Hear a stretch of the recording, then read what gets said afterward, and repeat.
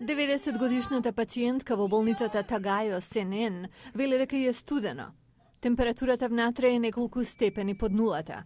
Ноќе често паѓа под нулата.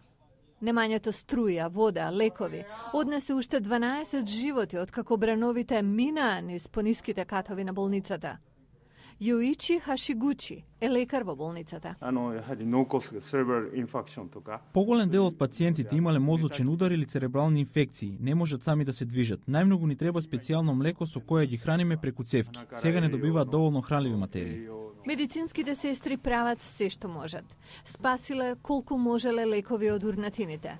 Ги топлат шишињата со примитивна печка на пропан, да имаат шишиња со топла вода. Томоми Гото е една од сестрите што работат по 18 часовни смени.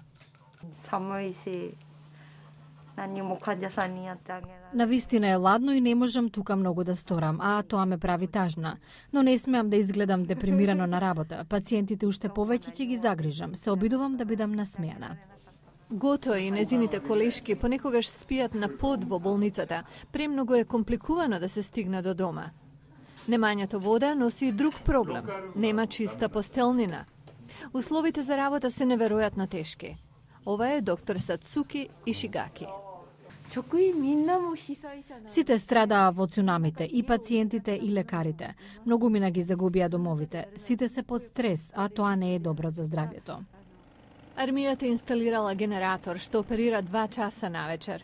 Тоа е виталното време кога лекарите изведуваат важни задачи. Сите сакаат ова да помине колку е можно побрзо и да се вратат на нормален живот. А во меѓувреме, никој не се жали. Велат, само си ја вршат работата.